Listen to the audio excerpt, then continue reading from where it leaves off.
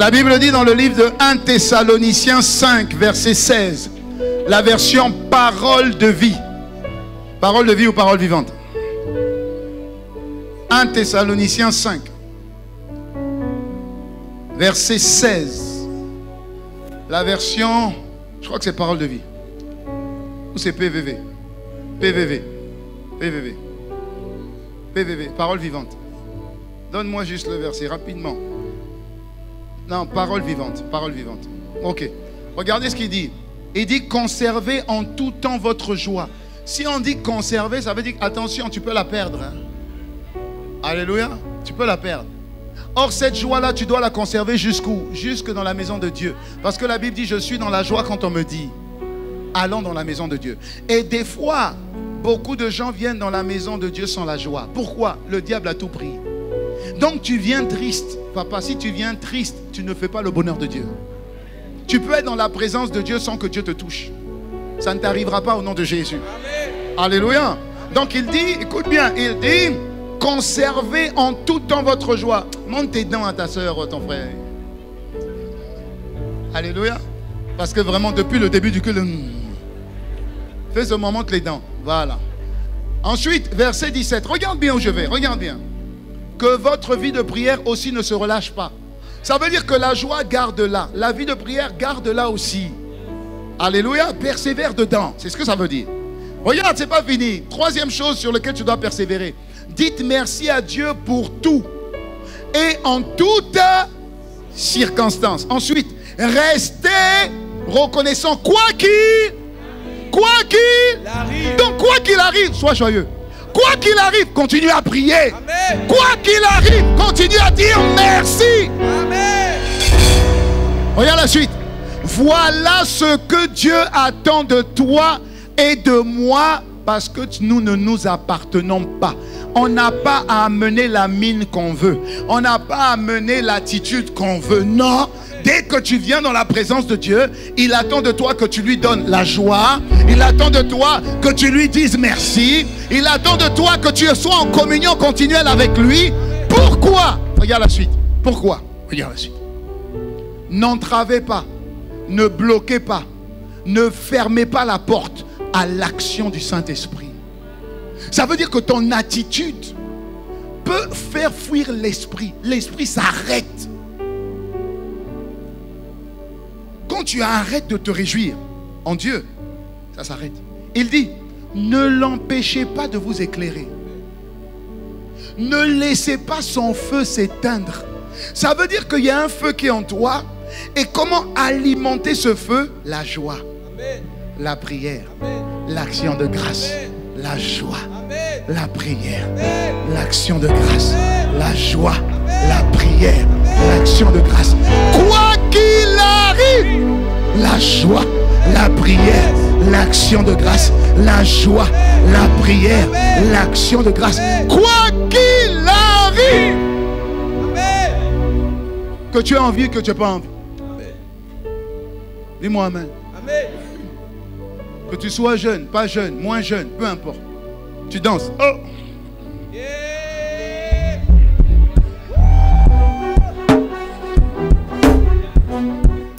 Oh, pasteur, oui, oui.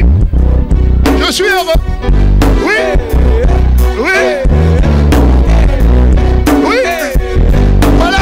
Avec les talents.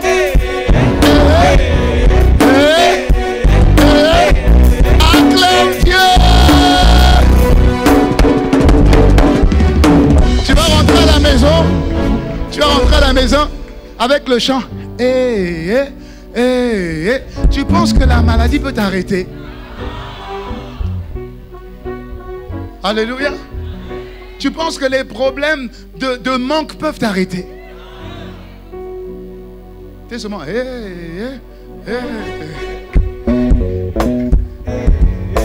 tu sors de l'église, tu montes dans le bus, le wewa. Le wewa.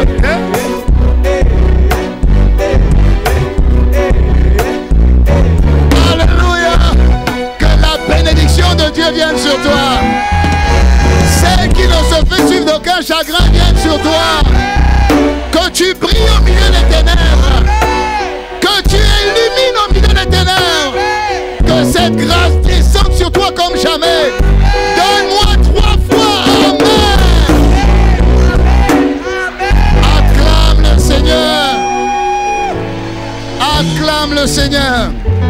Merci les chants, soyez bénis. On acclame le Seigneur pour vous aussi.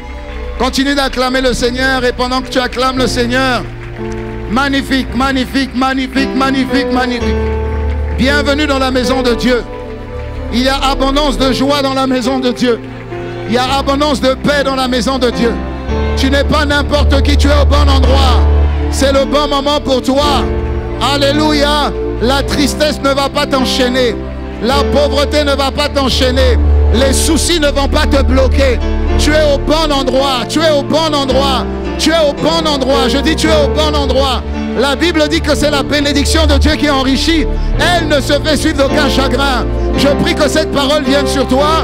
Et je prie que cette parole atterrisse en toi. Et je prie que cette parole agisse au travers de toi. Et la manière dont tu dis Amen, c'est la manière dont elle agit dans ta vie. Tu peux embrasser ton frère et ta soeur et tu t'assieds. Demande-lui le prénom quand même. Alléluia, gloire au Seigneur. Amen. Alléluia.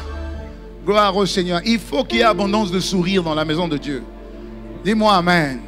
Oui, oui. N'attends pas que la bénédiction arrive pour sourire. Toutes les bénédictions ne viennent pas de Dieu. Dis-moi Amen. Alléluia. Tu es au bon endroit. Tu es la bonne personne. Amen. Et il faut que tu comprennes chaque fois ce que Dieu veut te donner. Et la parole de Dieu est tellement vraie qu'elle devient tellement rare aussi. Parce qu'elle est de plus en plus diluée pour qu'elle fasse plaisir à notre âme. Le but, ce n'est pas que la parole de Dieu fasse plaisir à ton âme. Le but, c'est que la parole de Dieu guérisse ton âme. Parce que notre âme est malade. Alléluia. Pourquoi? Qu'est-ce qui impacte notre âme? Tout ce qui se passe dans ce monde. Le monde va mal et tu le sais. Et le monde va de plus en plus mal et normalement tu le sais aussi. Dis-moi Amen. Voilà. Si tu as déjà 50 ans et plus, tu vas te rendre compte qu'il y a 30 ans avant, les problèmes que tu avais à 20 ans, les problèmes de tes enfants de 20 ans sont beaucoup plus. Par exemple, on n'avait pas Internet. Aujourd'hui, ils ont Internet. Pour les bloquer, pour les freiner, pour ne pas que le péché puisse trop, le monde puisse trop les posséder. Tu leur disais, tu ne sors pas. Tu restes à la maison. Mais ils peuvent rester à la maison et sortir quand même. Pourquoi? Par Internet. Internet les fait sortir. Est-ce que je parle à quelqu'un? Et il y a la vie de beaucoup de personnes. Beaucoup de personnes ont leur vie empêtrée dans le péché, freinée par le péché, détruite par le péché. Et ce qui est terrible, c'est que ça rentre même à l'église. C'est comme si le monde s'est invité dans l'église. Parce que dans l'église, maintenant il y a le monde dans l'église. Alors que l'église, normalement, est un endroit privilégié, est un endroit sanctifié, est un endroit consacré. L'église est un endroit où il y a la véritable paix, où il y a la véritable joie, où il y a le véritable amour. Dis-moi Amen. Oui. Mais malheureusement, on le voit de moins en moins. Et c'est dommage. Pourquoi? Parce que le monde s'est invité dans l'église. Mais regarde ce que la parole de Dieu dit dans Ésaïe 60. Et sur Ésaïe 60, versets 1 à 3, la Bible dit que lève-toi. Ça veut dire que tu ne dois pas subir. Tu ne dois pas subir. Tu dois te lever et embrasser la parole qui vient à toi. Il dit lève-toi. Pourquoi?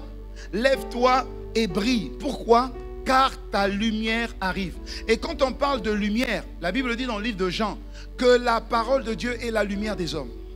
Ça veut dire que quand tu es dans un endroit où tu reçois la parole de Dieu, tu reçois la lumière. Donc si tu n'as pas de lumière, ça veut dire que tu es dans les ténèbres. Donc tu ne peux pas briller. La lumière te fait briller. Le fait de te lever et d'accueillir cette lumière te fait briller. Est-ce que je parle à quelqu'un? La lumière, ça veut dire que tu as la révélation. La lumière veut dire que tu as le Eureka. Le Eureka, ah je sais. La lumière veut dire que tu sors de l'ignorance et que tu rentres dans la connaissance. La lumière veut dire que tu sors de l'esclavage pour vivre ta liberté. Oh, dis-moi Amen. Et c'est ce que j'ai partagé aux jeunes. C'est ce que je partage aux moins jeunes. Et c'est ce que je partagerai même aux plus jeunes. Tu dois te lever et tu dois briller. Pourquoi? Parce que tu dois te distinguer des ténèbres qui t'entourent. La Bible dit au verset 2, certes, les ténèbres recouvrent la terre, c'est vrai. Les ténèbres sont partout sur la terre. C'est vrai. Il continue en disant, et l'obscurité profonde enveloppe les peuples. Ça veut dire que les hommes sont prisonniers de l'ignorance. Ils vivent en pensant vivre leur vie, mais ils ne se rendent pas compte qu'ils sont enchaînés dans un système de pensée. Ils sont enchaînés dans des raisonnements. Ils pensent maîtriser leur vie alors qu'ils ne maîtrisent rien. Ils pensent connaître alors qu'ils ne connaissent rien. Ils sont totalement ignorants, qu'ils sont esclaves des ténèbres et du diable et de l'ignorance. L'endroit où tu reçois la révélation et la lumière, c'est l'église. C'est quand tu reçois la parole de Dieu. Quand tu comprends la parole de Dieu. Quand tu la comprends, tu dis mais c'est vrai. Mais c'est vrai. Mais pourquoi je me comporte comme ça? Tu es en train de sortir des ténèbres. Il dit mais sur toi, mais sur toi, mais sur toi. Il dit mais sur toi, mais sur toi. L'Éternel se lève. Sur toi sa gloire apparaît. Si ta famille est dans les ténèbres, Dieu t'a choisi pour que tu sois la lumière de cette famille. Dieu t'a choisi pour que tu sois le salut de cette famille. Tu n'as pas besoin d'être quelqu'un d'important dans ce monde. Tu n'as pas besoin d'avoir de l'argent dans ce monde. Tu as juste besoin d'avoir Dieu dans ce monde. Dis-moi amen. Ce n'est pas l'argent qui t'élève. Ce n'est pas un nom de famille qui te distingue. Parce que ton nom de famille peut être grand hier et petit demain. J'étais allé dans un supermarché et j'étais avec un de mes fils dans la foi. Et il m'a dit, ah, tu sais ce monsieur-là? J'ai dit, non, c'est qui? Ah, c'est le fils d'un ancien. J'ai dit, ah, le fameux. Il dit, oui, c'est son fils. Oh. Il fait des courses. Oui, comme tout le monde. Ton nom peut être grand hier, insignifiant demain. Tu peux avoir beaucoup de bien hier, rien aujourd'hui. C'est pourquoi tu ne peux pas te baser sur ce que tu as, sur ce que le monde te donne, parce que demain, ça va faner. Dis-moi amen. Mais, si tu t'assieds, si tu te lèves pour recevoir la parole qui te fait briller, elle te fera briller non seulement toi, tes enfants et les enfants de tes enfants. C'est ce qu'il est en train de dire. L'homme de bien laisse un héritage aux enfants de ses enfants. Je vois des hommes de bien dans cette salle. Reçois cette grâce. Oh, reçois encore cette grâce forte. Dis-moi amen. Alléluia. Et donc, quand Dieu dit lève-toi car ta lumière arrive, Dieu est en train de parler, pas à n'importe qui. Dieu est en train de parler à ses enfants. Dieu est en train de parler à sa famille. Dieu est en train de parler à son église. Est-ce que je parle à quelqu'un? Oui. Dieu est en train de parler à ceux qui lui appartiennent. Voilà pourquoi, quand tu n'appartiens pas à Dieu, que tu en sois conscient ou pas, tu appartiens à quelqu'un d'autre qui n'est pas Dieu. Quand tu appartiens au Dieu qui est bon, au Dieu qui est sage, au Dieu qui te préserve, qui te protège, au Dieu qui te veut du bien tous les jours. Quand tu n'appartiens pas à ce Dieu-là, tu appartiens à une autre entité qui te veut du mal. La Bible dit dans le livre de Jérémie 29, verset 11, mais j'ai pour toi et j'ai pour toi des projets de et non de. Alors, j'ai pour toi des projets de paix et pas des projets de malheur. Ça signifie que si Dieu a pour toi des projets de paix, il y a quelqu'un qui a pour toi des projets de malheur. Afin de te donner un avenir, afin de te donner de l'espérance. L'autre dit, afin de pourrir ta vie, afin de détruire ta vie, afin que tu vives dans l'ignorance, afin que tu vives dans le semblant que tu as tout, alors qu'en réalité, tu n'as rien du tout. Parce que le tout peut devenir rien demain. Est-ce que je parle à quelqu'un? Église, tu es béni. Église, tu es béni. Mon frère et ma soeur, tu es béni. Alléluia. Tu es béni. Acclame Dieu. Tu es béni. Tu es béni. Tu es béni. Tu es béni. Tu es béni. La Bible dit dans le livre de Lamentation 3, au verset 22. Lamentation 3, verset 22, Jérémie nous parle. Et Jérémie nous dit, dans Lamentation 3, verset Lamentation 3, verset 22. Lamentation 3, 22. Jérémie nous dit, est-ce que vous savez que les bontés de Dieu ne sont pas épuisées? Est-ce que vous savez que ses compassions ne sont pas à leur terme? Est-ce que vous savez qu'elles se renouvellent chaque matin? Chaque matin, Dieu a de bonnes choses pour toi. Chaque matin, Dieu veut te faire du bien. C'est ce qu'on appelle les compassions de Dieu, chaque matin. Et il dit, oh Dieu, que ta fidélité est grande.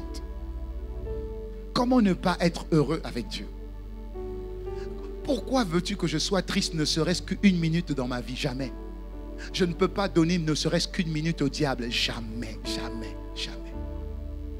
Jamais. La joie du Seigneur sera toujours ma force. La paix de Dieu sera toujours ma force.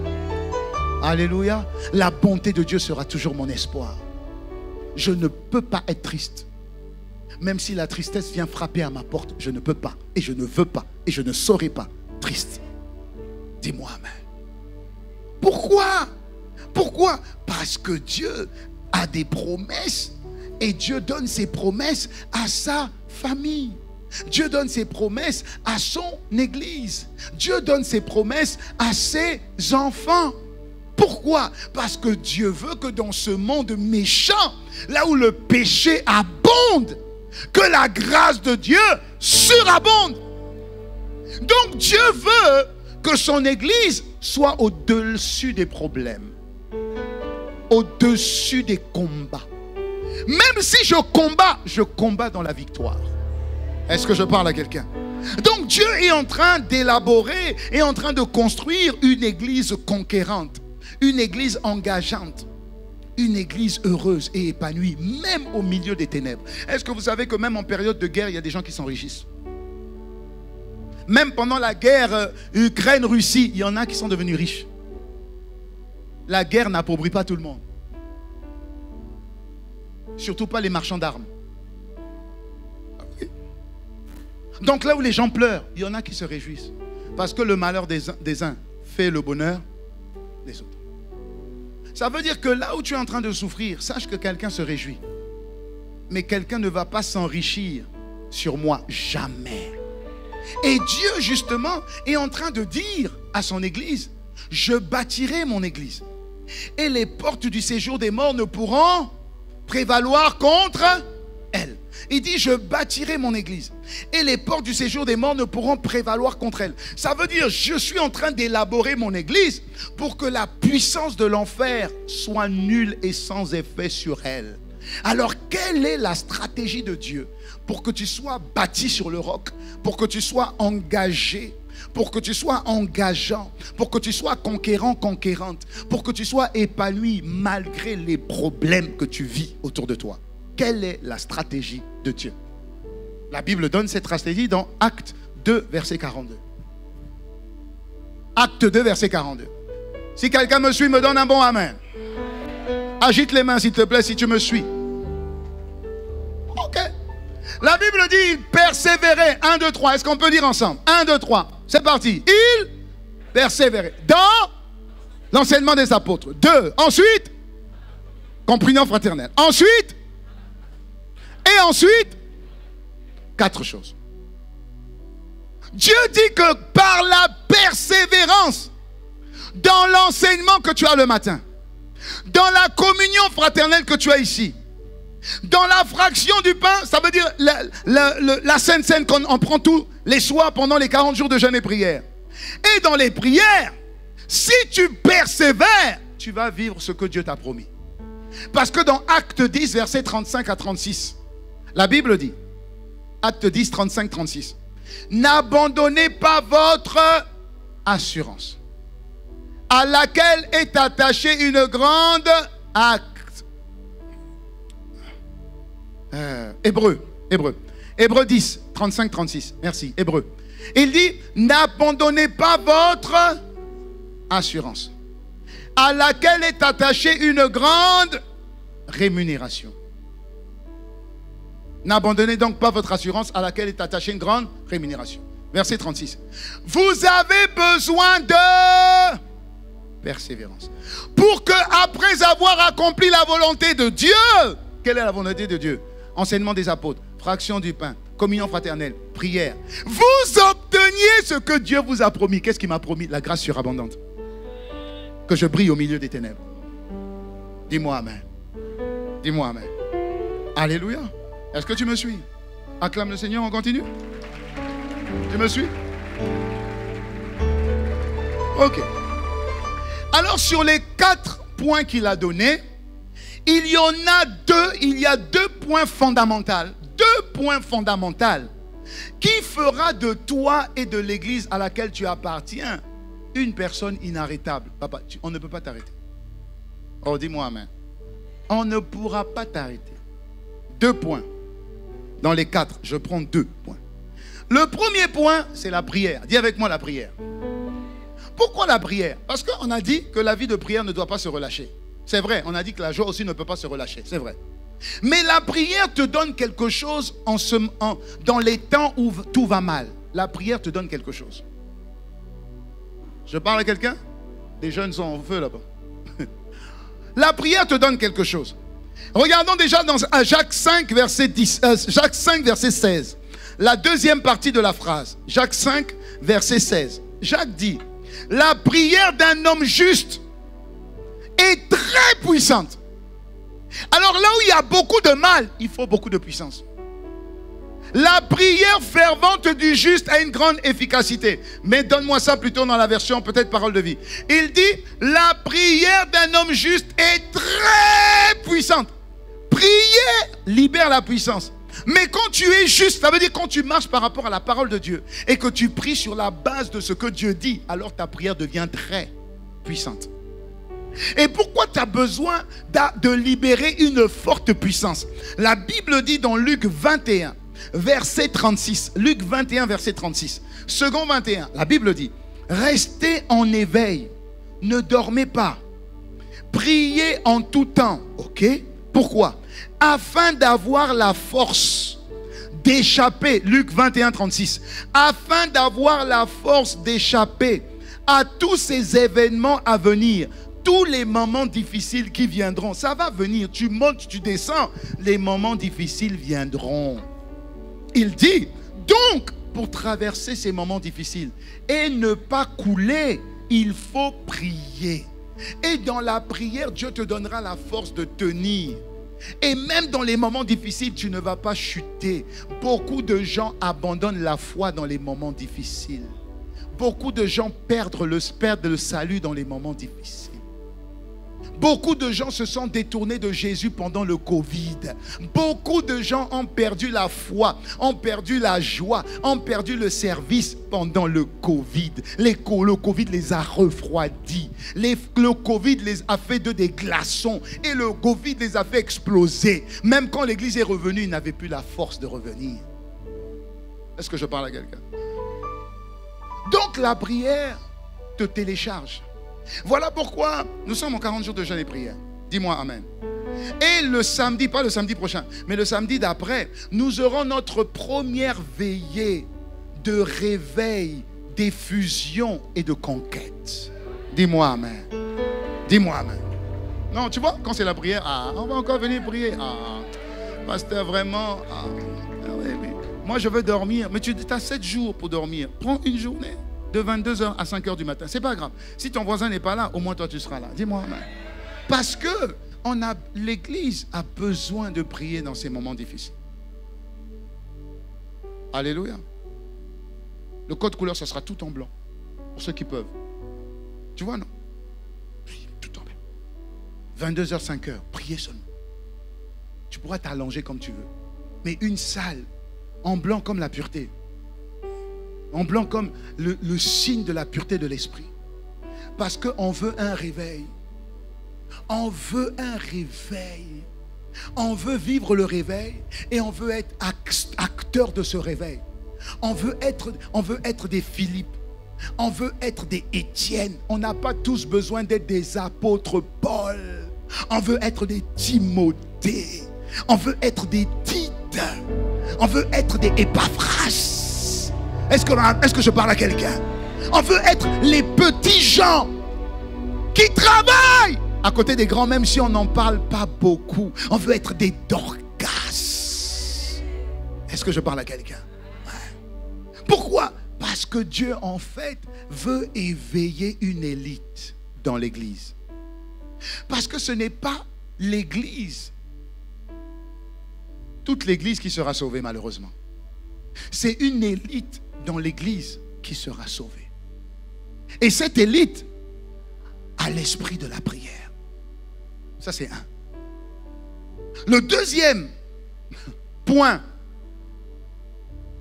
qui est un fondement capital, et ça va t'étonner, hein? Mais le deuxième point qui est un fondement capital après la prière, ce deuxième point, c'est quoi? C'est la communion fraternelle. Et la communion fraternelle, oui, la Bible dit qu'ils se réunissaient et ils persévéraient dans l'enseignement des apôtres, la communion fraternelle, la fraction du pain et puis les prières. On a parlé des prières parce que sans la prière, tu n'as rien. Avec la prière, tu as accès au magasin de Dieu. Amen. Mais à côté de ça, il y a la communion fraternelle. Ça veut dire le fait de communier entre frères. Suis-moi bien. Dis communion fraternelle. Dis encore communion fraternelle. Ok. Regarde ce que la Bible dit. La Bible dit, dans Acte 2, verset 46, après qu'ils aient persévéré dans la communion fraternelle, la fraction du pain, les prières et l'enseignement des apôtres, la Bible dit, chaque jour, avec persévérance. Le mot persévérance revient. Chaque jour avec persévérance, ils se retrouvaient d'un commun accord. Où ça? À ICC Kassaboubou. Alléluia. Ils se retrouvaient comme dimanche ici. Super. Très bien. C'est pas fini. Ils coupaient le pain dans les maisons. Ça veut dire chaque jour au temple, chaque jour dans les maisons. Or nous aujourd'hui, nous ne sommes pas chaque jour dans le temple.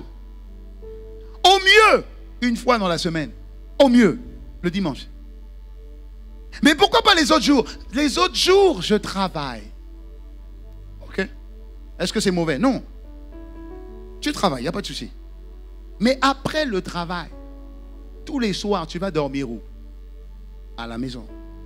Si tous les soirs, tu es au moins à la maison, c'est que tous les soirs, ou quelquefois, dans la semaine, tu peux être dans la maison de ton papa, Dieu. Parce que Dieu a dit que c'est chaque jour à l'église centrale et aussi dans les maisons.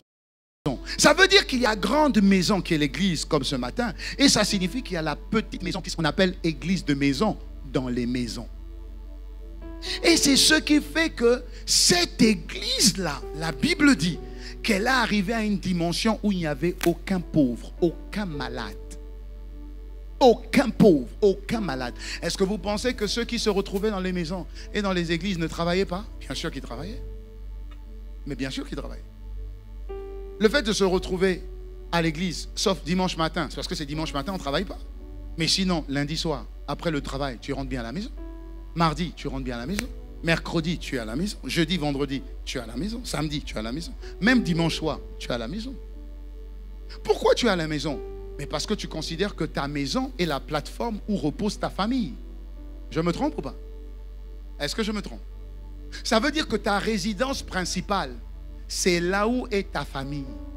Est-ce que je parle à quelqu'un? Est-ce que je parle à quelqu'un? Donc ça signifie qu'en tant que fils, fille, en tant qu'époux, épouse, j'ai une famille. Et cette famille est dans ma maison. Alléluia. Alléluia. Okay. Alors en tant que père, Dieu aussi a sa famille. Et Dieu aussi a sa maison. D'où le titre de mon message de ce matin. Comprends l'importance que Dieu accorde à sa famille. De la même manière que tu as de l'importance pour ta famille. J'ai ma famille. Et je considère important mon épouse, mes enfants. Et le rôle d'un père, c'est de mettre sa famille à l'abri. Ça veut dire de trouver une maison pour sa famille. C'est le rôle. Dès que tu vas essayer de te marier, le rôle normalement d'un homme, c'est de veiller à ce que sa femme soit dans une maison. Pourquoi? Parce que c'est dans la maison qu'il va bâtir sa famille. Et la femme, pour trouver un mari, parce que la femme a besoin de sécurité, il faut que ce mari lui assure une maison.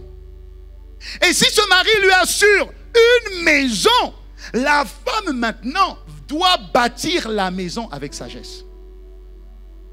La femme sage bâtit la maison que lui a offert le mari. Est-ce que je parle à quelqu'un? Est-ce que jusque-là tu me suis? Est-ce que tu me suis? Ça veut dire que l'entité la plus importante de toute ta vie, c'est ta famille. Et la plateforme la plus importante de ta vie, c'est la maison que tu bâtis pour ta famille. Est-ce qu'on est d'accord? Acclamons le Seigneur, on est d'accord? On continue? On est d'accord? Ok. Alors, Dieu aussi, il dit, je bâtirai mon église. Et le mot église signifie, moi aussi je vais bâtir ma maison. Pour y mettre mes enfants. Pour que mes enfants soient instruits, construits, éduqués. Donc la famille de Dieu, ce n'est pas une maison, c'est deux maisons. Laquelle? L'église centrale. Ensuite, les églises de maison. Les deux, c'est la maison de Dieu. Dis-moi amen. Dis-moi amen. Comprends bien ce que je suis en train de te donner. C'est quelque chose qui va transformer ta vie. Quelque chose qui va transformer ta vie. Comprends bien l'importance que Dieu accorde à sa famille. Comprends bien. De la même manière, un homme, une femme se battent du lundi au samedi. Travaillent de 7h à 17h, même des fois le samedi. Tout ça, c'est pour mettre à l'abri leur famille. Oh, dites-moi amen si c'est bon.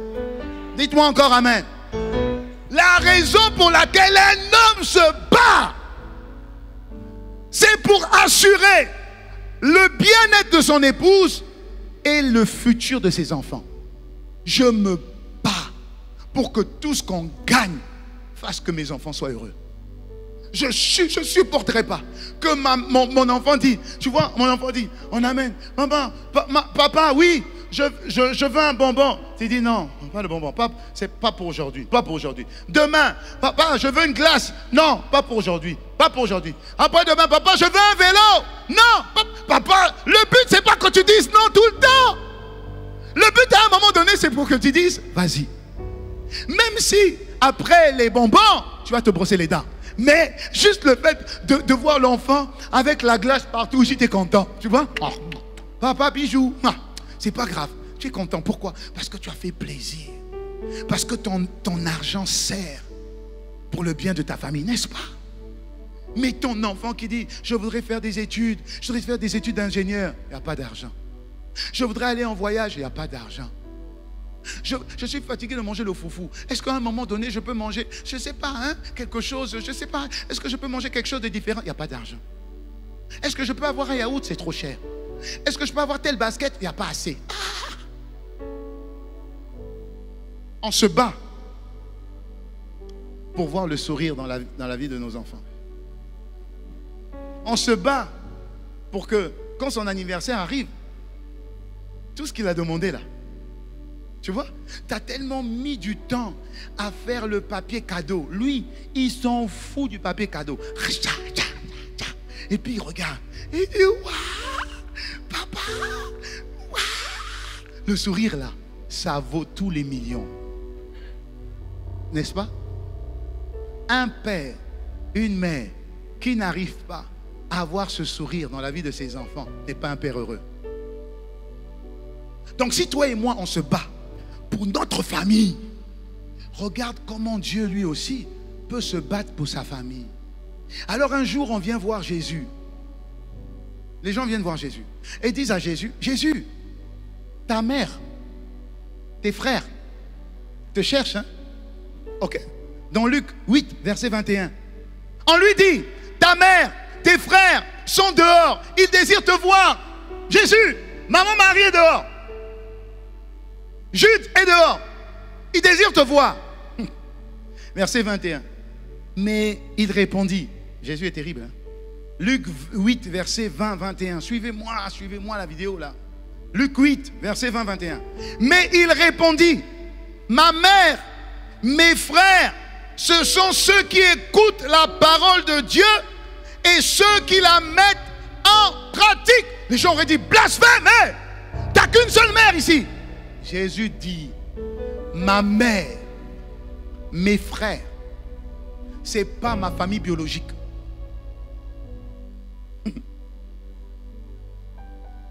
Jésus dit, ma mère, mes frères, c'est pas ma famille biologique. Ma famille biologique, c'est ma famille biologique. Mais je suis venu pour bâtir une famille. Laquelle? La famille de mon Dieu, de mon Père, mon véritable Père, Abba Père.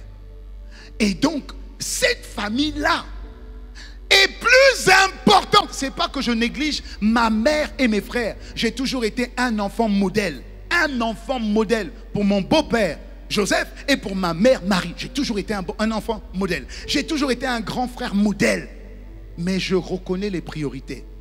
Je sais que mon Dieu a aussi une famille dont je suis l'aîné. Ma mère, mes frères, c'est ceux qui écoutent la parole et ceux qui la mettent en pratique. La famille de Dieu, c'est l'Église. La famille de Dieu est plus importante que ta famille biologique.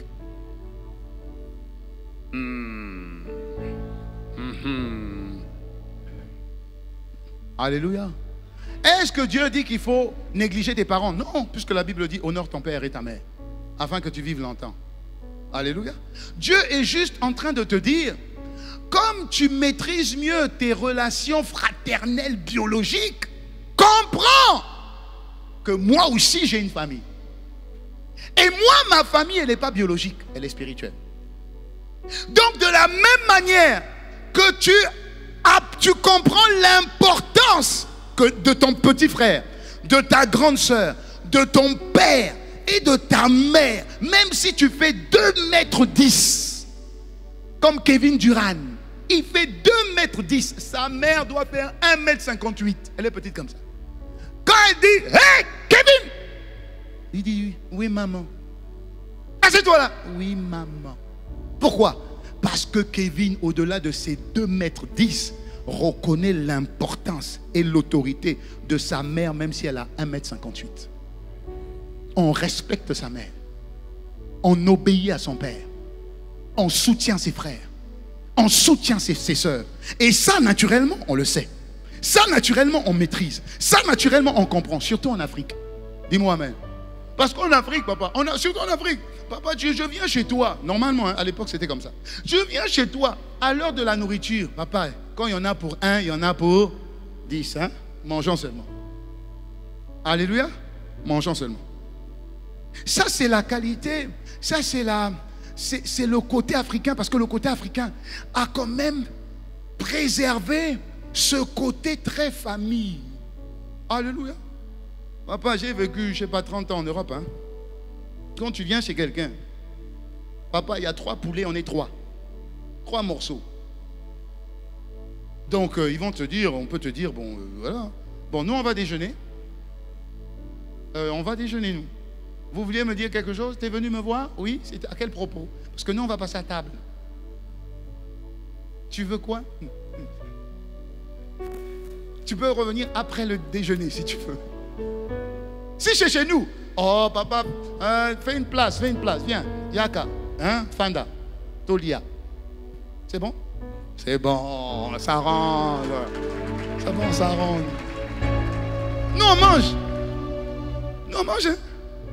Tu peux venir tous les jours, plus ou moins 30 minutes, 1 heure avant le repas, parce que tu maîtrises, tu connais un peu l'heure.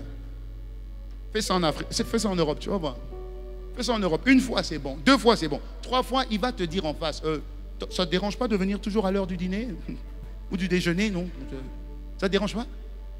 Non, tu ne calcules pas? Ben, tu vas calculer aujourd'hui. Tu vois? Chez nous en Afrique, quand on dit je t'invite, papa, tu m'as invité. Hein? Tu m'as invité, non? Oh, je t'invite au restaurant. Mais tu m'as invité. Donc, normalement, quand je t'invite, Même si je t'invite à mon anniversaire, tu viens sans cadeau, parce que c'est normal. En Afrique, c'est normal, c'est toi qui m'as invité. Donc ma présence est déjà un cadeau. Alléluia. En Europe, je t'invite. À la fin, là, sans problème. Hein? Alors, ça fait combien? 400 $. Alors, toi, tu as pris quoi? Et toi, tu as pris quoi? Voilà, donc ça, c'est toi. Ça, c'est... Mais tu m'as invité. Ozo invité Ngai. Tu m'as invité. Une fois, je suis allé participer à un mariage. Un mariage. Tu m'invites au mariage. Je paye ma place à ton mariage. Papa, je ne viens pas. Je ne viens pas. Mais en Europe, c'est dans la culture. Est-ce que je parle à quelqu'un?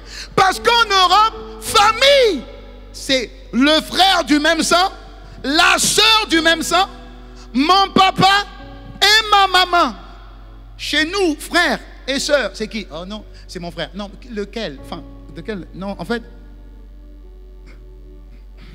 tu vois, mon père avait un bon ami. C'est ça, non? Voilà. Donc, on a grandi ensemble. Tu vois? Et donc, c'est comme mon frère. Donc, c'est mon frère. Et même en Afrique, on n'a pas le droit. Moi, j'ai ma belle-mère. Faut pas que je dise c'est ma belle-mère. Hein? Non, non, c'est maman. Donc, des fois, je dis, alors, quand je suis en Europe, oui, c'est ma mère. Ma mère. Ah, c'est votre mère. Alors c'est votre mère. OK. Alors, son nom ne correspond pas à votre nom. Je dis, ah, papa. En fait, dites seulement c'est maman. Ah. Non, mais ça veut dire que... Je dis, bon, elle n'écoute pas. Hein. C'est ma belle maman. Parce que là, juste pour vous expliquer à quel point la notion de famille, en fonction des endroits, elle est différente, mais en réalité, c'est ce lien fraternel qui nous tient, qui nous lie. Je parle à quelqu'un? Ce lien-là, ce lien fort-là. Et c'est ce lien fort que Jésus dit.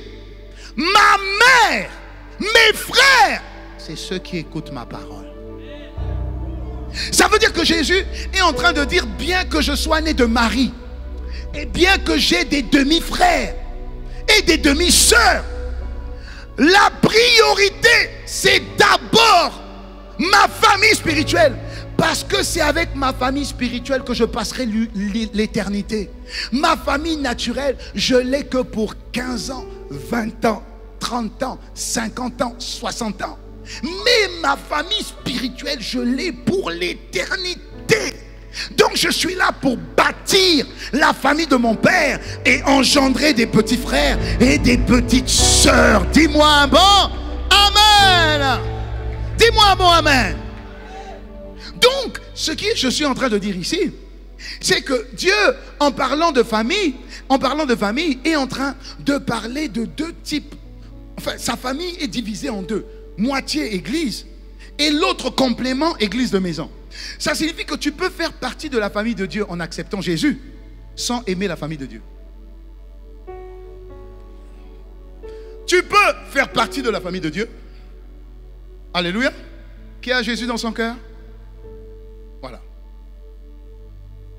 Sans aimer le frère et la sœur. Ben oui. Parce que le frère et la sœur, il est à gauche, il est à droite, il est devant et il est derrière. Alléluia.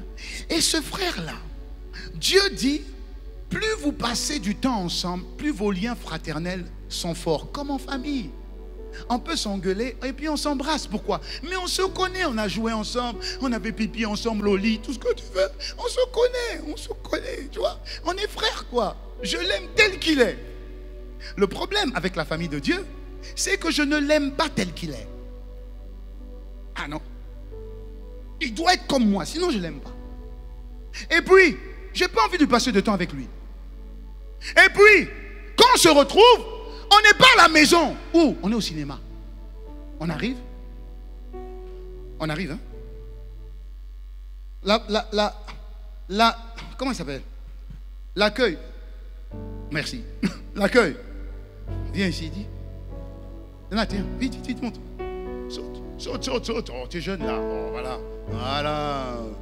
Nat, vraiment. Tout est dans la classe, quoi. Hop. Refais un peu. Non, non, tout est... Voilà, hop. Et hop. Trop classe. Ok. Nat est à l'accueil. Moi, j'arrive. C'est mon frère ou pas? Puisqu'on est dans la maison de Dieu, c'est pas? Donc, bienvenue. On est content de se retrouver. On est content de se retrouver. Ça fait longtemps. On est content de se retrouver. Donc, quand j'arrive, Nat me dit, bonjour frère, bienvenue. Ouais. C'est bon. Ensuite, tu me dis, ah, bonjour. Non, tu passes. Ok, c'est pas grave. Et je dois m'asseoir où? Je m'assieds où? Je m'assieds où? Là? Non, je ne m'assieds pas là. Je m'assieds là. Merci. Voilà. C'est comme ça qu'on fait au culte. Bienvenue à Impact Centre Chrétien. Bienvenue à Impact Centre. Ok. Est-ce que est-ce que tu peux t'asseoir? Je ne m'assieds pas. Moi, je m'assieds au coin. Je préfère m'asseoir au coin. Non, mais est-ce que vous pouvez... Je m'assieds au coin. Et puis, dès que je m'assieds, je fais position de prière. Ça veut dire, n'ose même pas me déranger. N'essaie pas. Ok? Donc, je me focalise. Je suis là. Ça, c'est un. Deuxièmement, je viens m'asseoir. Nat est déjà là. Donc, si Nat est là, il est mon frère, non? Puisqu'on est dans la maison de Dieu. Amen, il est mon frère. Donc, je vais m'asseoir. Voilà. Ok, on s'assied. Pour les plus courtois, bonjour. Frère, vous êtes frère. Vous êtes frère. C'est comme ça que tu dis bonjour à ton frère. Tu ne l'as pas vu depuis une semaine. Non, quel frère? On est au cinéma. Non, cinéma. Bonjour. Et puis maintenant, en fonction du culte, il faut que le culte ou la pièce de théâtre, peu importe, te convienne. Tu vois? Et quand ça te convient, amen! Oh, gloire à Dieu.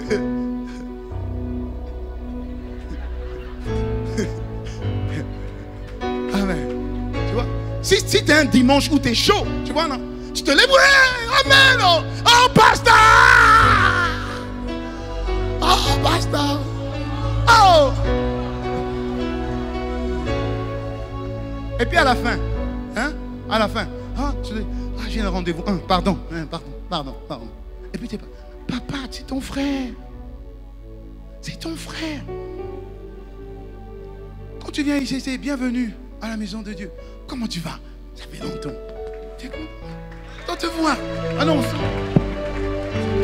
on se voit après le culte. Ok. Tu vois ce que tu viens t'asseoir. Bonjour ma soeur. Comment allez-vous? J'ouvre. Je sens qu'aujourd'hui Dieu va nous faire du bien. J'ai prié pour nous. Dieu va nous faire du bien. Là, je prie vraiment que la parole nous fasse du bien. En tout cas, je suis heureux. Tu dis, ça c'est que l'église. Ça c'est la famille de Dieu. C'est la famille de Dieu. Mais tu es dans une église où on te force à dire, dis bonjour à ton frère. Dis bonjour à ton frère. Tu es là depuis 30 minutes. Tu ne l'as pas calculé. Dis le bonjour à ton frère. Salue-le. C'est pas normal.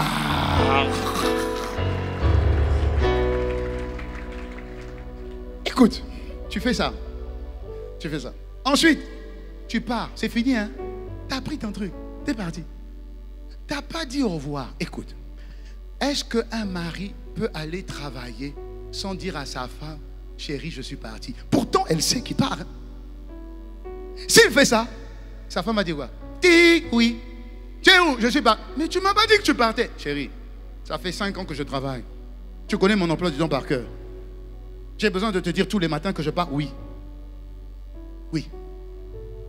Ton enfant, tu sais qu'il va à l'école. Tu connais l'heure. Tu l'as réveillé. Oui. T'es parti. Mais tu ne m'as pas dit que tu partais. Pourquoi? La famille.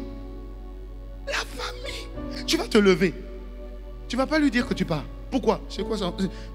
Entre toi et moi, qu'y a-t-il? C'est ton frère. C'est ta soeur. La manière dont tu te comportes. La manière dont tu te comportes. C'est le frère de qui? Toi. Vous avez quel papa? Dieu. Qu'est-ce que Dieu vous a dit? Dieu, papa Dieu, vous apprend à vous comporter frères et sœurs. Toi, tu ne le fais pas. Maintenant, quand tu vas prier qui? Le papa Dieu que tu n'écoutes pas. Tu vas prier le papa bon Dieu dont tu négliges tes frères et tes sœurs, c'est ce papa-là qui va t'exaucer.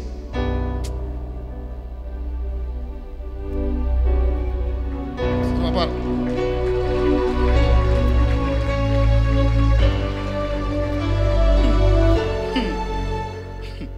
Quand on est frères et sœurs, on peut se sanctifier.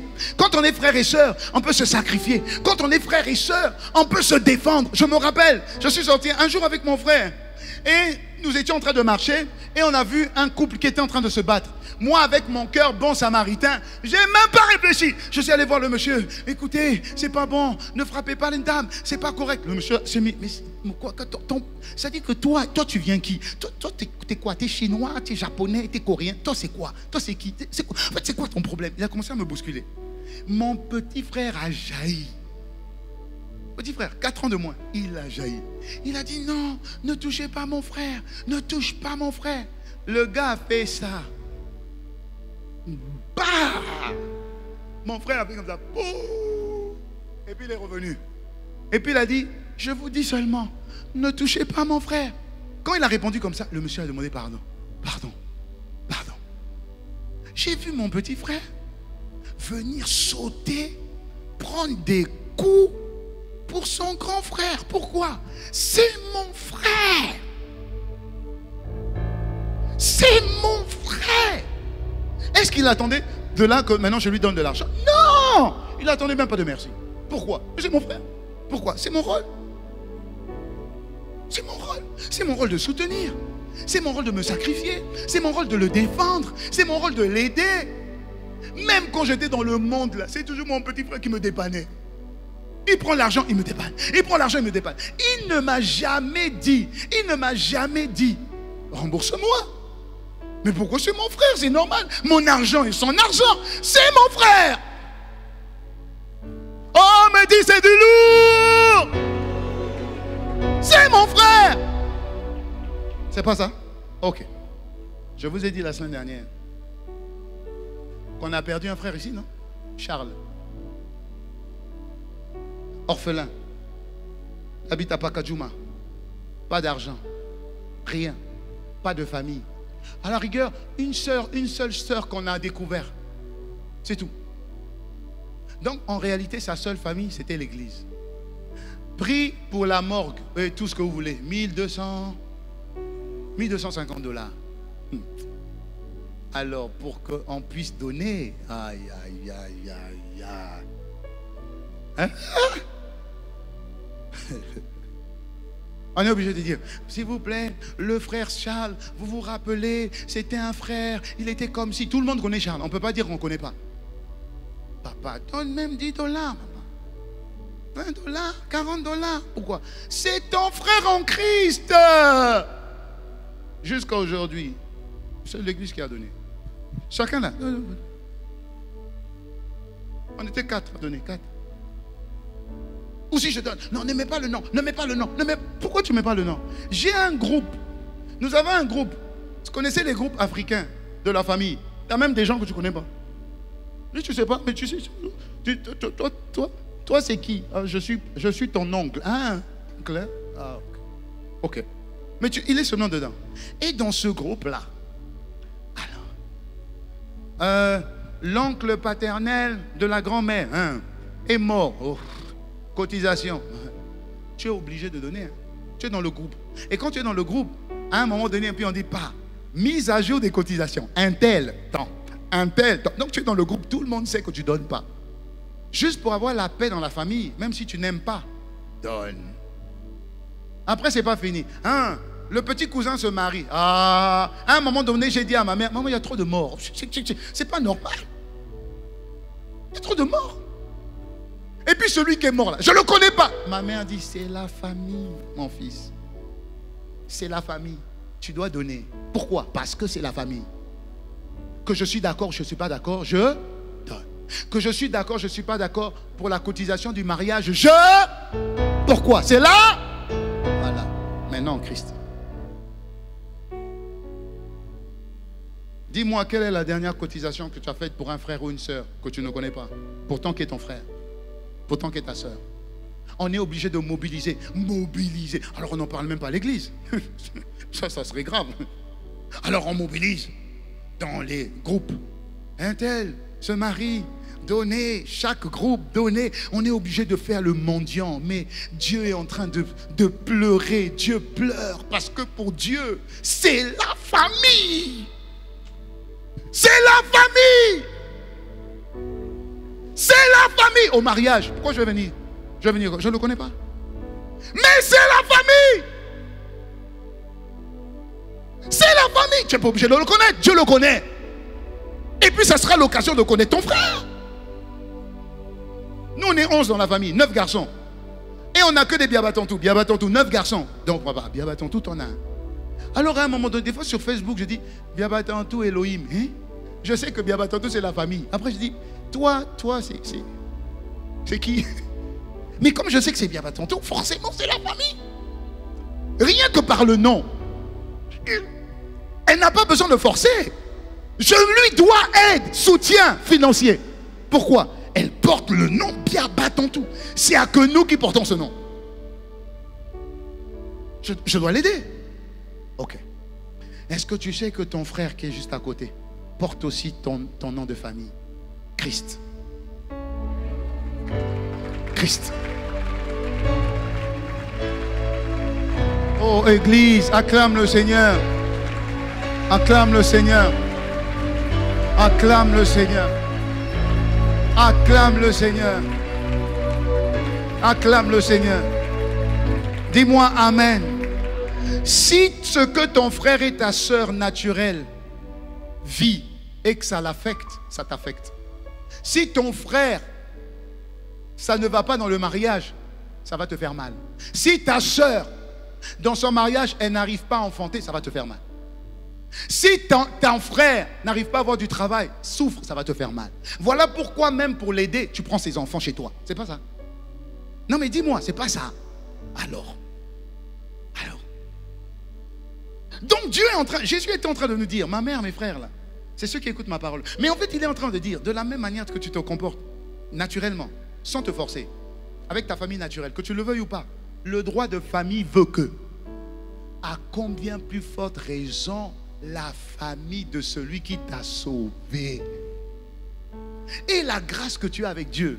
Tu sais, maintenant j'ai compris la parole qui dit, il n'est personne qui à cause de moi ou de l'évangile est abandonné. Mère, père, tout ça. Et puis il dit, mais ne t'inquiète pas, parce qu'en Christ tu vas rencontrer des papas. En tout cas tu en auras plein. Des sœurs, mais tu en auras plein. Tu vas où? Au Canada, tu as des frères. Tu vas où? Au Japon, tu as des frères. Et surtout à Kinshasa, les Quinois sont partout. C'est une grâce. La grâce des Quinois sont partout. Tu connais la parole qui dit, où me cacherai-je de Dieu? Tu es là-bas, je suis là. Je suis là-bas, je suis là. On peut dire ça aussi aux Quinois. Où me cacherai-je des Quinois? Au Japon, ils sont là. En Corée, ils sont. Je suis même sûr qu'en Corée du Nord, tu vas trouver des Quinois là-bas.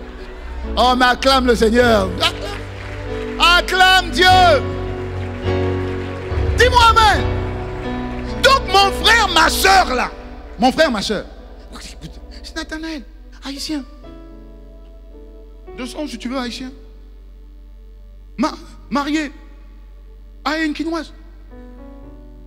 Moi, je ne sais même pas, peut-être congolais de sang, mais né en Italie. Alléluia. Marié à une centrafricaine. Ok? Donc, naturellement, là, on a quand même pu fonder une famille. N'est-ce pas? Bon, maintenant en Christ. Si on a pu quand même fonder une famille en Christ, l'haïtien n'est plus haïtien, il est chrétien. Tu comprends? Le RDC quinois n'est plus quinois, il est chrétien. En fait, le naturel n'est plus important. Et là, je vais dire quelque chose qui va te blesser, mais comme tu es en Christ, je peux quand même mettre comme j'ai bien prêché pour dire qu'on est la famille, on est toujours la famille. Hein? On est ensemble, non? Je peux aller un peu plus loin? Ok, donc là, donc la centrafricaine et le Congolais sont chrétiens, donc ils sont en Christ. L'haïtien n'est plus haïtien, il est en Christ, non? On est en Christ, non? C'est ça, non? Ok. Le quinois n'est plus quinois, on est en Christ, non? Ok, c'est bon? Je peux aller? Le Rwandais, Je peux aller? Je peux? Je peux ou pas? Ok. Le roi est aussi en Christ, non? En Christ, non? Pourquoi? Donc on est tous frères et sœurs. Parce qu'en Christ, il n'y a plus ni juif, ni grec, ni blanc, ni noir, ni homme, ni femme. Mais nous sommes tous un en Christ. Et nous avons tous le même papa. Et nous sommes tous de la même famille. Dieu nous aime au-delà des nationalités, au-delà des territoires. Dieu nous aime de la même manière. C'est ça. Est-ce que tu comprends l'importance que Dieu accorde à sa famille? Nous, on vient en Christ, non pas pour unir la famille, mais pour la diviser. Mais papa, Dieu ne t'accepte pas en tant qu'enfant adoptif pour que tu divises la famille.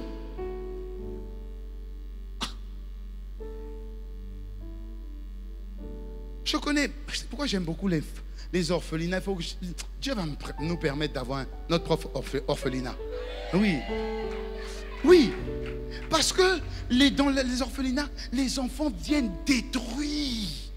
Le diable les a massacrés déjà. Donc ils doivent réapprendre la notion de père, la notion de mère. Si encore, faut dire que dans l'orphelinat, il y a un couple, ce qui est très rare. C'est soit une jeune fille, gloire à Dieu pour elle, soit une maman, gloire à Dieu pour elle, soit un papa, gloire à Dieu pour elle. Mais ça veut dire que l'identité papa, maman, ils ne l'ont pas déjà. Donc comment veux-tu que eux, ils ne se sont pas projetés papa, maman, et eux vont devenir des papa, maman, en sachant que, ou bâtir une famille en sachant qu'ils ont déjà été détruits? Oh église, il faut qu'on se réveille là. On est toujours en train de briller. Combat, mon mariage, ma stérilité, donne-moi les enfants, donne-moi le travail, donne-moi la délivrance, enlève la malédiction. Seigneur, Seigneur. Ah, papa. Il y a d'autres choses qui sont plus importantes aux yeux de Dieu. C'est quoi? Sa famille. Tu en fais partie. Contribue à bâtir cette famille. Et donc venir à l'église une fois seulement. Tu ne peux pas bâtir la famille une fois. Tu ne peux pas. La Bible dit tous les jours. À l'église. Et dans les maisons. Sinon ta prière sera toujours Seigneur donne-moi. Seigneur, oh Dieu, regarde-moi. Seigneur, aie pitié de moi. Mais papa, ton grand frère t'a montré que si tu t'adresses à Dieu, c'est ton papa. Tu ne dois pas dire Seigneur moi. Tu dois dire Seigneur nous. Notre Père. Pourquoi tu n'es pas seul? Pardonne-nous. Pourquoi tu n'es pas seul? Donne-nous. Pourquoi tu n'es pas seul? Protège-nous. Pourquoi tu n'es pas seul? Ça fait des prières égoïstes. Ça fait un enfant égoïste. Tu n'es pas le seul, mon fils. Tu as tes frères et tu as tes sœurs. Tu dois apprendre à partager. Si tu as la grâce de prier, prie pour tout le monde. Tu dois apprendre, mon fils. Et donc Dieu, des fois, dit non, je ne te donne pas. Tant que tu n'apprendras pas que tu dois aussi penser à tes frères et tes sœurs, je ne te donne pas. Je ne te donne pas. Des fois, on a l'impression que non, on est dans des choses compliquées. Dieu est compliqué. Dieu n'est pas compliqué. Dieu est dans sa parole. Dis-moi amen. Dieu est dans sa parole. Mais des fois, on ne s'entend pas. Mais comment tu ne vas pas t'entendre, papa? On est ensemble. On ne va pas s'entendre comment? Tu es mon frère. Je vais faire comment? Est-ce que j'en ai 15? J'en ai 20? Non. Alors, on est peut-être amis en Christ. Ok? Salut Nad. Salut. Tu vas bien? Super. Bien. Tranquille. Bien. Tranquillement. Ouais. Ça va? Non, on est amis. Mais la Bible dit l'ami va au-delà de l'amitié. En tout temps, il devient un frère. Ça veut dire que les défis de Nat deviennent les miens. Ok? Ça veut dire que je pense à Nat. Je pense à Nathanaël. Je pense à lui. Je le porte. Pourquoi? Mon cœur est tellement disposé pour la famille que je n'ai même... C'est Dieu qui met dans mon cœur ta pensée. C'est Dieu qui met dans mon cœur, tu vois? Pense un peu à elle. Va vers elle, va la voir. Va prier pour elle. à prier pour lui. Vous comprenez? Pourquoi? Parce que c'est l'Esprit de Dieu. Les fils de Dieu sont conduits par le même esprit. Ça veut dire que c'est Dieu qui va mettre en toi le désir d'aller t'arrêter sur une personne en particulier. Parce que cette personne est ton frère, cette personne est ta soeur. Et Dieu t'a interpellé parce que tu es la solution, tu portes la solution à ta soeur. Tu ne la connais peut-être pas, mais Dieu la connaît. Et donc les fils de Dieu, fils, filles, unis, sont conduits par l'Esprit de Dieu. Je ne fais pas ce que je veux. Je fais ce que papa me dit. Point final. Et papa me dit, l'église, c'est bien. Le dimanche, c'est important. Parce que l'église t'apporte l'enseignement. Mais vous devez aussi vous retrouver en petits groupes ensemble dans la semaine. Dans la semaine, vous avez aussi les églises de maison. C'est les subdivisions de la grande église. Dans la grande église, je peux ne pas te connaître.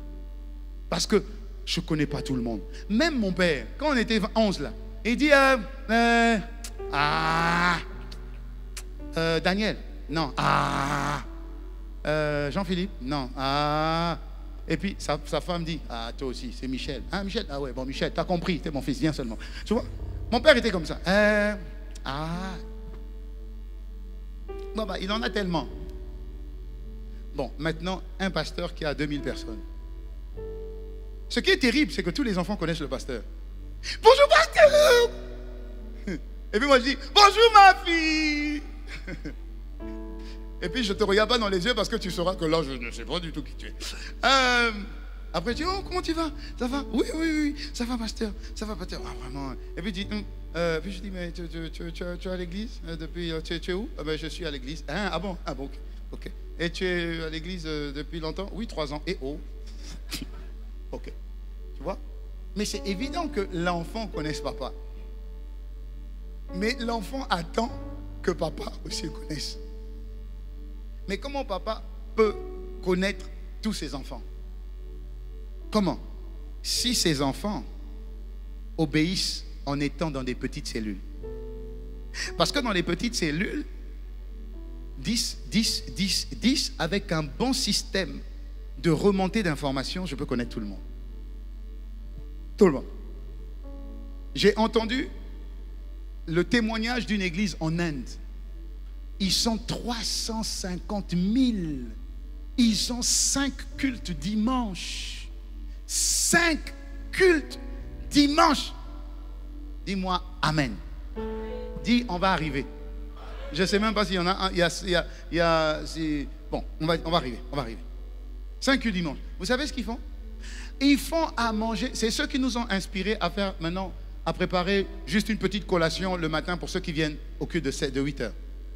Parce qu'eux, ils préparent à manger le matin, à midi et puis le soir pour 50 000 personnes. J'ai dit, maman, je ne sais pas comment ils font. Ce n'est pas tout. Chaque fidèle, 350 000, reçoit le jour de son anniversaire un gâteau. Hein? Vous êtes 350 000, tu sais, ça fait combien d'anniversaires par jour? Je ne sais pas, si je vais dans cette église, je ne vais pas dire ça. Je deviens boulanger. Pâtissier. Combien de gâteaux par jour? Mais comment vous pouvez donner autant de gâteaux par jour? Et comment vous pouvez nourrir autant de personnes? Mais comment vous pouvez faire ça? Comment vous pouvez faire ça? Et puis il dit, chaque membre de l'église a une carte. On va faire ça aussi ici. Chaque membre de l'église a une carte. Ça veut dire que quand il rentre au culte, il bip. Bip, bip. Bip, bip. Les 350 000. Alors quand il y en a un qui n'a pas bipé, il y a un système qui dit aux responsables, un tel n'est pas venu. Et dans la journée, on l'appelle et on va le voir. 350 000.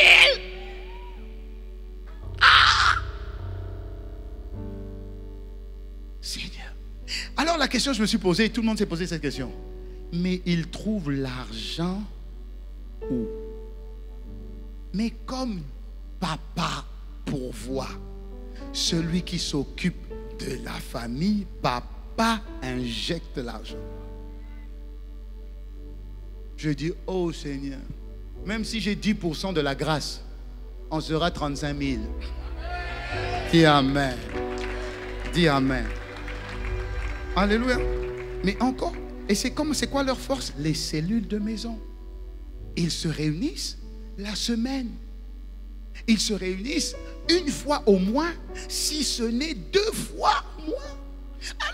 Alors, j'ai dit, Seigneur, tu me parles. Nous aussi, on va faire les cellules de maison. Et on va aussi se réunir une fois dans la semaine, une fois le samedi. Parce qu'au moins le samedi, tu es chez toi. Écoutez-moi. Si tu veux que Dieu te bâtisse, si tu veux que Dieu te construise, si tu veux que Dieu t'établisse, c'est pas en venant une fois dimanche. C'est pas possible. Pourquoi? Parce que quand tu sors, tu as même oublié le titre de la prédication de la semaine dernière. C'était quoi? On a prêché sur quoi la semaine dernière? Comme je sais qui était là. On a prêché sur quoi? Tiens, je vais descendre, je vais donner le micro. C'est là où ils sont en train de prier. Maro Kashia, Kasu. Seigneur, je chasse le pasteur, il ne vient pas devant moi. Mara Soutega, Rakata. Alléluia. J'ai oublié le titre de la prédication. Je ne sais plus. Je ne sais plus. On a parlé de quoi? Pasteur, c'était quoi déjà? Je sais qu'on n'était pas ici, on était là-bas. Ah oui, tu devais être en blanc, pasteur. Papa, je ne t'ai pas demandé comment j'étais habillé. Je te demande qu'est-ce qu'on a prêché. Mais la vérité, c'est qu'on a oublié. Dites-moi amen, non? Ok. Qu'est-ce que ça veut dire, ce qu'on a oublié? Vous savez ce que ça veut dire? Vous savez ce que ça veut dire? Ça veut dire que papa parle, on s'en fout. Papa a parlé. Ah, j'ai oublié. Quand j'oublie, ça veut dire que ce n'est pas important. N'est-ce pas? Mais ce n'est pas important. Papa te dit une chose. Papa te dit une chose. Papa te dit une chose. Dans la semaine, tu oublies. Papa va prendre ça comment? C'est pas normal. Et c'est le même papa maintenant qu'on va prier. Seigneur, toi-même tu connais ma situation. Ça fait 5 ans que je suis avec toi. Non, non. Dieu dit non, tu n'es pas avec moi depuis 5 ans. Ça fait 5 ans que tu es physiquement à l'église, mais tu es absente. Tu n'es pas là. Pourquoi? Parce que si tu m'aimes, tu gardes ma parole et tu la pratiques. Ouais, j'aime bien le silence là. Vous m'aimez, non? C'est sûr, hein? Parce qu'on dirait que s'il y avait des missiles dans les yeux. Hein? Non, on dit papa, on t'aime. Non, on dit pasteur, vraiment on t'aime. Disons que je vous crois. Est-ce que je parle à quelqu'un?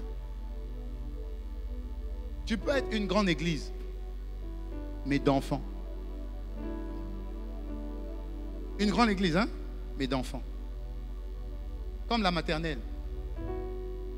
Les enfants seulement qui crient partout. C'est compliqué de les... Ils comprennent, reviens ici. Mais j'ai dit, reviens ici. Ah, mais il peut vraiment. Reviens ici. Et puis l'enfant vient. Dès que tu te tournes, il repart.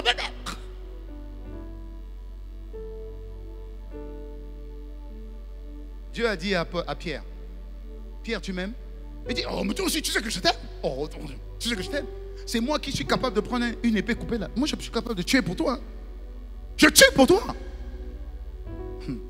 Il dit, si tu m'aimes, c'est pas ça. Il faut seulement pète mes brebis.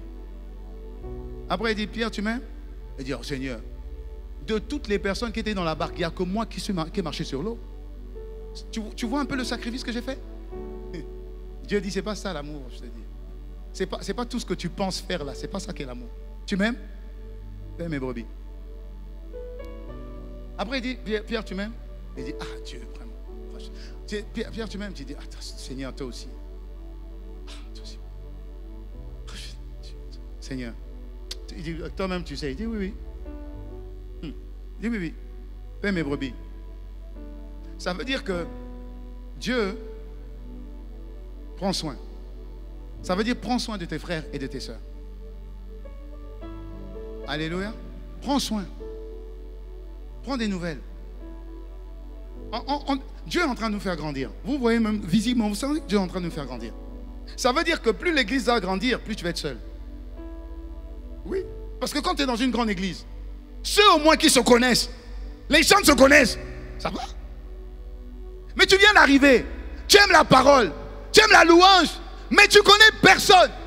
Et tu es dans une famille d'égoïstes. Chacun va seulement dans son coin. Ils sont là dans leur coin. entre eux. Toi, tu restes seul.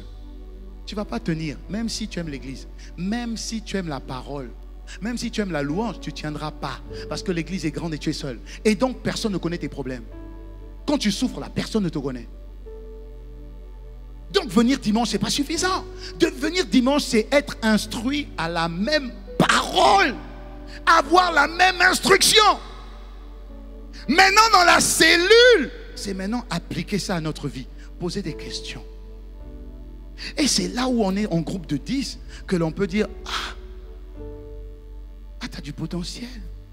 Prie un peu. Et puis tu pries. Et puis on te connaît. Comment on te connaît?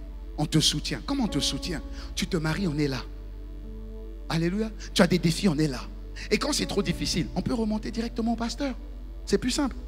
Donc dans une grande famille, tu fais partie d'un petit groupe. Mais donc, écoute-moi bien. Même le Nathanaël qui est là est le résultat des petites cellules qui se sont multipliées. C'est pas ça? On a commencé en étant une cellule. Et puis la cellule s'est multipliée en 2. Et puis les 2 ont fait 4. Et puis les 4 ont fait 8. Et puis c'est devenu Nathanaël.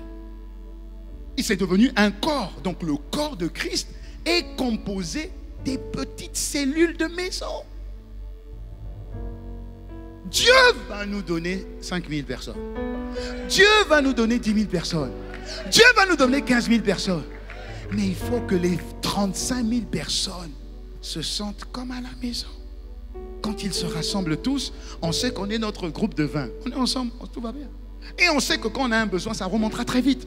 Mais si tu restes seul, si tu te contentes juste du dimanche, il y a une femme, elle était dans une cellule de maison. Un jour, elle n'est pas venue. Comme elle n'est pas venue, son berger, tout de suite, a dit, un tel n'est pas venu. Puisqu'ils sont 10. Mais là, comment je peux savoir que tu es venu ou tu n'es pas venu? Je ne sais pas. Je parle à quelqu'un? Je ne sais pas. Mais elle, au moins, elle était dans le groupe de maison. Elle n'est pas venue. Le berger l'a appelée. Tout de suite, l'a appelée. Elle n'a pas répondu. Ils se sont déplacés. Ils sont allés chez elle. Ils ont frappé. Il n'y a eu personne. Ils ont regardé. On a l'impression que ça a allumé. Et puis en regardant bien, ils ont vu comme des pieds. Ils ont cassé la porte. Ils sont rentrés. Ils ont trouvé la jeune dame allongée, en train de démuquer. Je ne sais pas comment on appelle ça. Ils l'ont pris, amené à l'hôpital. Le médecin a dit, encore 2 heures, elle mourrait. Qu'est-ce qui l'a sauvée? Les cellules de maison. Acclame le Seigneur pour ça.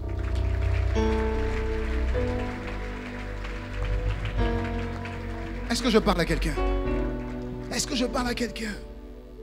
L'église organisée en cellules, tout le monde connaît tout le monde.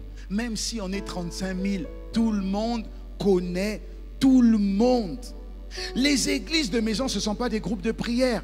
Dieu, quand il parle des églises de maison, il dit, dans Éphésiens 2, verset 17, il dit, ainsi donc, vous n'êtes plus étrangers, ni résidents temporaires. Non, vous n'êtes pas étranger, hein? Non, on n'est pas étranger. Ni résidents temporaires. Non, non. Il dit, vous êtes au contraire concitoyens des saints, très bien, et vous êtes membres de la famille de Dieu. Vous êtes membres de la famille de Dieu. C'est où là? Non, verset 17, 18 ou 19. Va un peu à verset 19, je vois. Avance au verset 19. Voilà, c'est ça. Vous n'êtes ni étrangers, ni résidents temporaires, mais vous êtes au contraire concitoyens des saints, membres de la famille de Dieu. Dans la version Darby, il dit, ainsi vous n'êtes plus étrangers ni forains. Vous êtes concitoyens des saints et les gens de la maison de Dieu.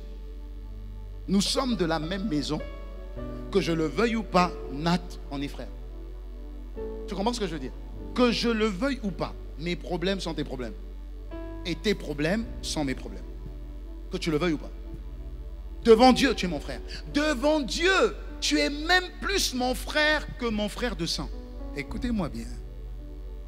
Devant Dieu. Parce que du frère de sang, je peux avoir la maladie du sang. Il a le sida, j'ai le sida. Ça ne t'arrivera pas au nom de Jésus. Il a l'hépatite, j'ai l'hépatite. Amen. Mais quand je deviens membre de la famille de Dieu, mon sang change. J'ai le sang de Jésus. Et Nat a le sang de Jésus. Ça signifie qu'en Christ, on est plus frère ici que ta propre sœur jumelle. Bon, elle est en Christ. Bon, donc ça va. Il est jumeau. Il y a une sœur jumelle. Donc, en Christ, Dieu considère plus nous deux, Nat. Nous deux.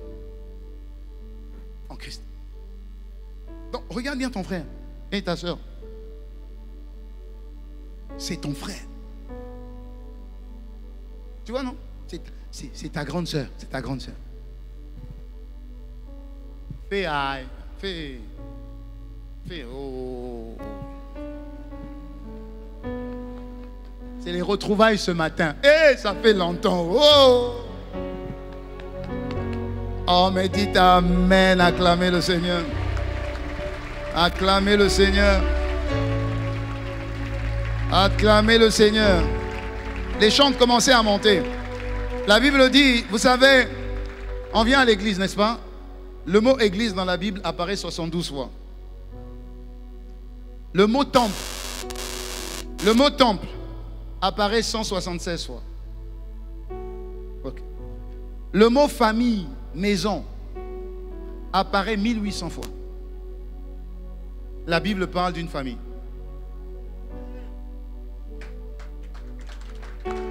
Alléluia. Et moi, je suis content quand je vois ça, parce qu'après le culte, je suis fier d'aller voir mes frères et mes sœurs que je connais moins. Vous comprenez? Ceux que je connais déjà, on se connaît déjà. On est déjà ensemble, ok? Mais là, je suis content quand Dieu me parle comme ça. Je suis fier d'aller découvrir un frère que je connais un peu moins bien. Vous voyez ce que je veux dire, non? Je suis content. Parce que c'est une bénédiction pour moi. C'est une porte supplémentaire, c'est une grâce pour moi.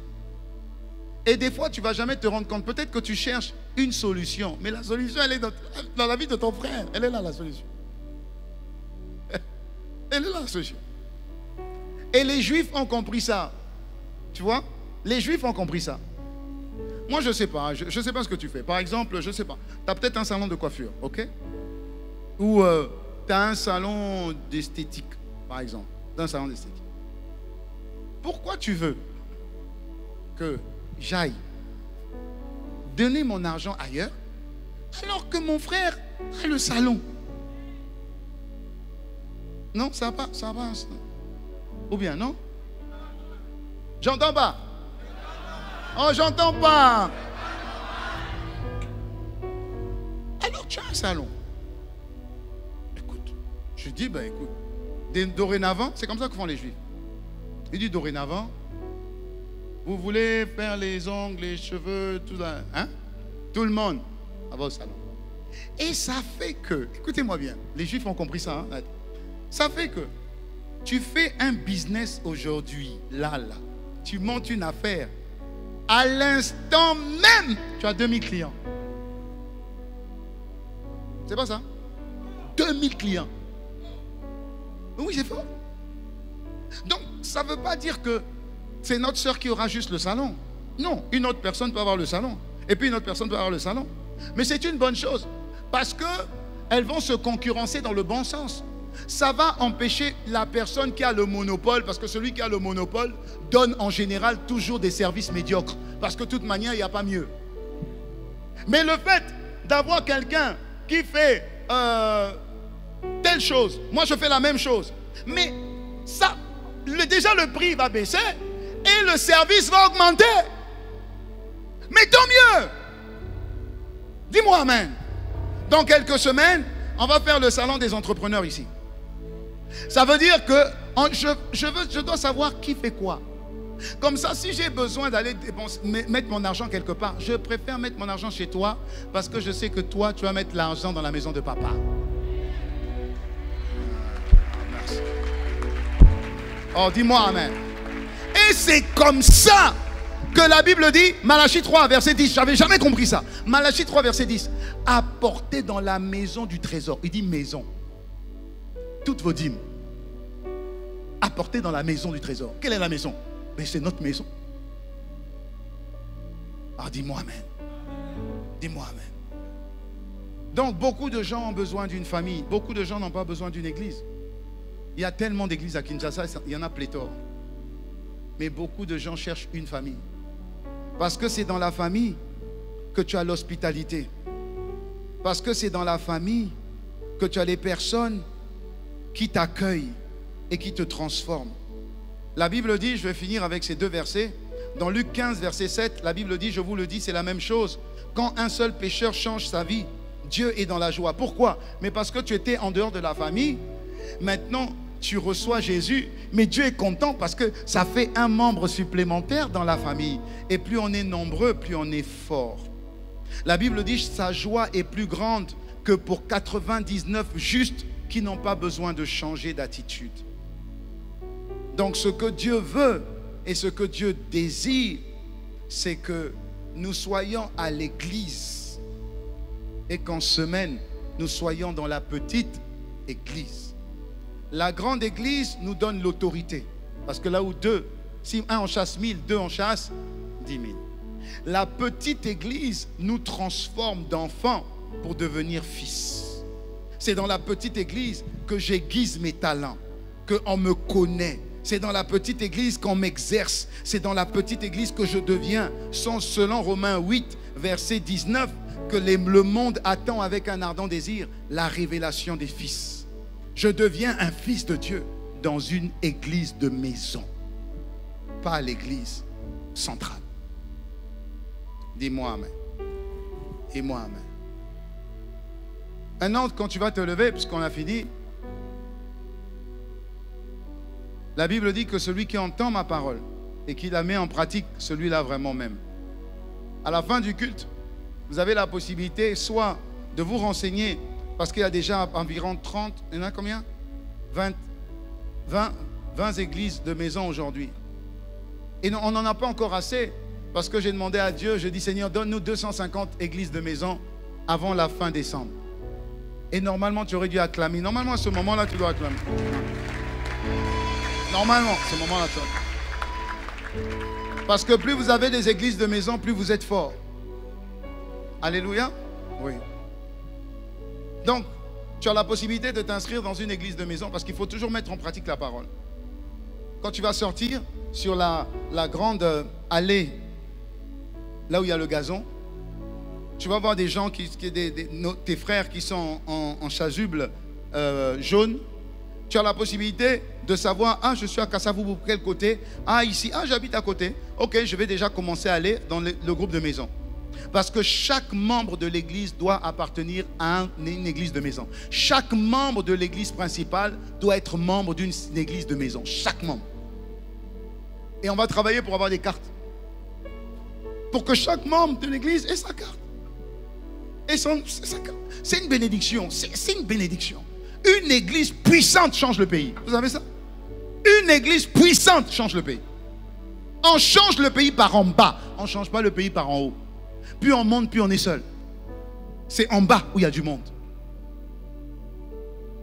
Donc soit tu t'inscris dans un groupe d'un MAC ou dans un groupe de maison, ou soit tu ouvres ta propre maison. Pour que Dieu emmène de nouveaux frères et de nouvelles sœurs dans ta maison. Ne fais pas forcément rentrer dans ta maison des gens des autres églises déjà. C'est déjà bien. Si on a 2 ou 3 qui viennent, c'est bien. Mais le plus important, c'est de faire rentrer dans ta maison des gens qui viennent accepter Jésus. La Bible dit qu'il y a plus de joie, plus de bénédiction, plus de grâce dans une maison quand une âme se répand. Que cette grâce vienne sur moi, que cette grâce vienne sur toi. Au nom de Jésus, lève-toi et acclame le Seigneur. Merci. Acclamons le Seigneur, acclamons le Seigneur, acclamons le Seigneur. Oh, quelle parole, quelle parole, quelle parole, quelle parole, quelle parole, quelle parole. Agapé, agapé, l'amour, l'amour de Dieu. Agapé, agapé, l'amour de Dieu, l'amour de Dieu. Agapé,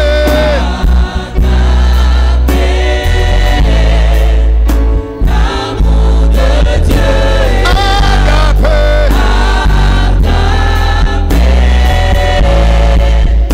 l'amour de Dieu. Lève les mains avec moi et dis Seigneur Père, dans le nom de Jésus, merci encore une fois de nous avoir enseignés. Tu nous as réajustés. Tu nous as corrigés.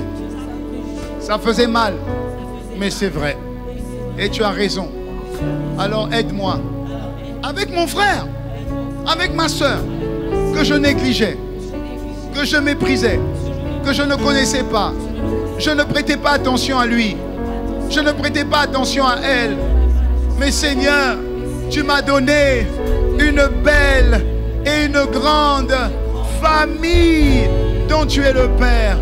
Seigneur, aide-moi à manifester du respect, de l'honneur auprès de mon frère et auprès de ma soeur. La communion fraternelle est une clé pour ma prospérité, mon élargissement ici-bas.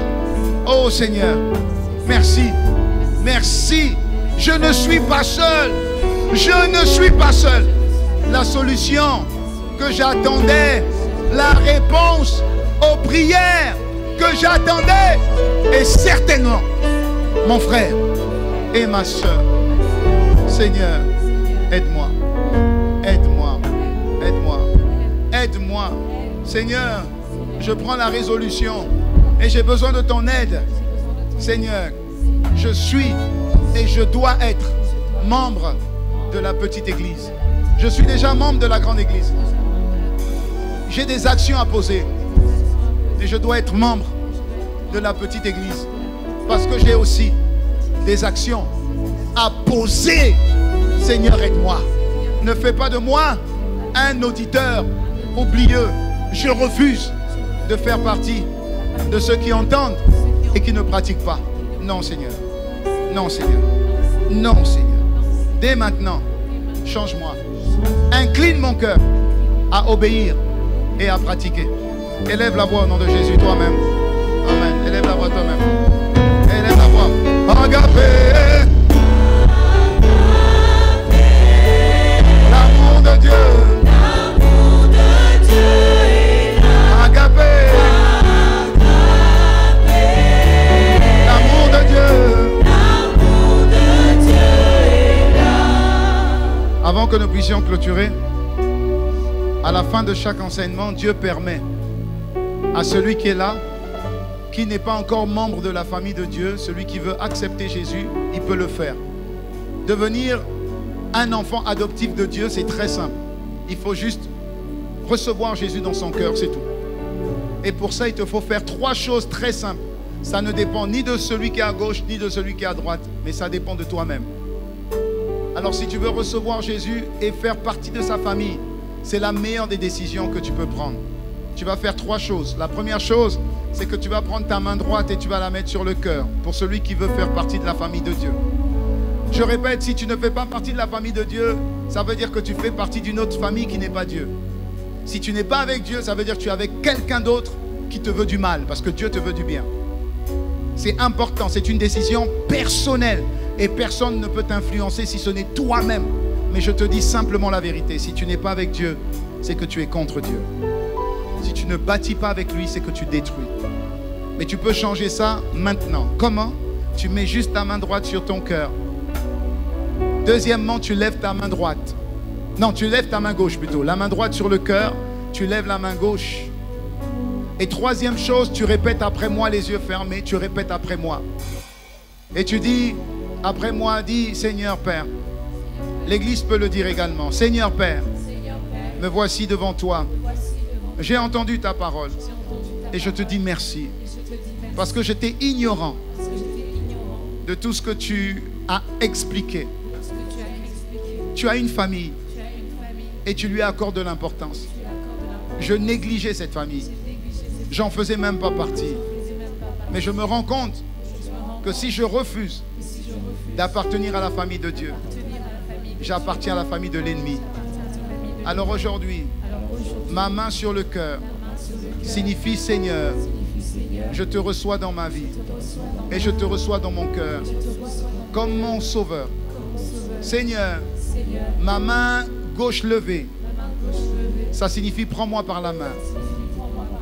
Sois mon Seigneur. À partir d'aujourd'hui, je te suis. J'accepte le salut. J'accepte ta seigneurie. Dès maintenant, par cette prière, par cette prière, je suis enfant enfant de Dieu, de Dieu, membre membre de la famille de Dieu. de la famille. Merci pour ce privilège. Merci de m'avoir accepté. Merci d'avoir Au nom de Jésus le Christ, avec action de grâce. Amen.